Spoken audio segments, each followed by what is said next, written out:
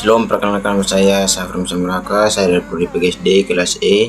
Saya akan mengerjakan tugas saya yang diasuh oleh Bapak Antonius Asetban SPD MPD.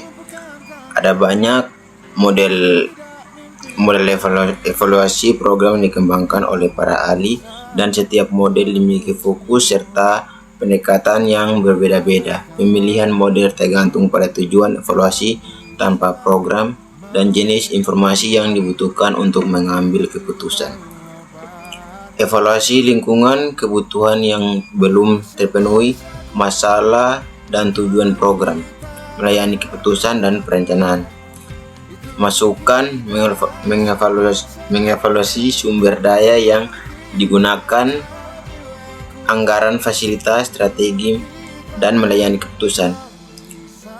Produk, mengevaluasi hasil akhir program baik yang diharapkan maupun yang tidak diharapkan, dampak dan efektivitas melayani keputusan ulang dan kelanjutan. Model prioritas, model dikembangkan oleh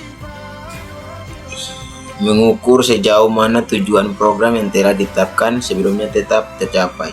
Kelebihan, praktis dan fokus pada hasil yang terukur.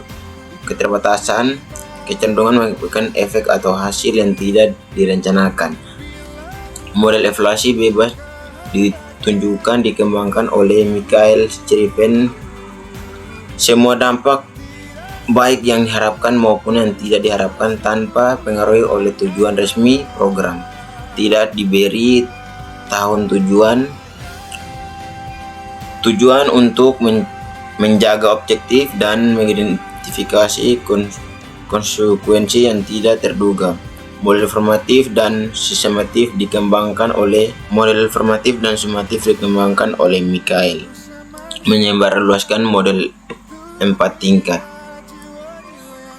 Model ini sangat populer untuk mengevaluasi program penelitian dan pengembangan sumber daya manusia. Mengukur kepuasan dan reaksi peserta terhadap program penelitian.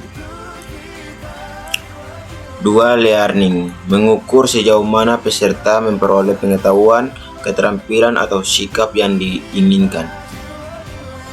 Mengukur perubahan perilaku peserta di tempat kerja setelah melatih. Mengukur dampak akhir terhadap organisasi, misalnya peningkatan produktivitas, penurunan biaya, ringkasan perbedaan utama.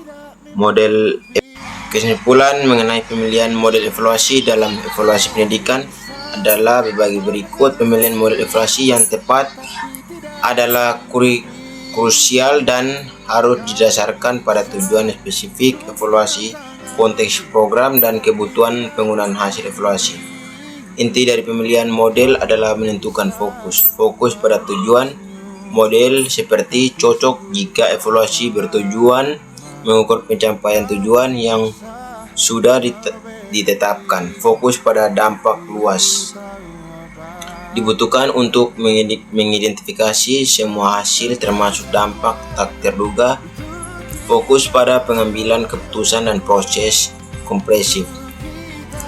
Memberikan kerangka kerja terstruktur untuk menilai konteks, input, proses, dan produk ideal untuk memberikan informasi perbaikan di setiap tahap program.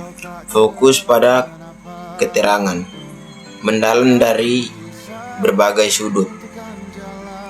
Menawarkan deskripsi dan pertimbangan yang kaya dari berbagai pemangku kepentingan. Pada praktik, evaluator sering menggunakan pendekatan untuk memastikan evaluasi bersifat kompresif dapat memberikan informasi untuk perbaikan. Baik, sekian dari presentasi saya. Shalom.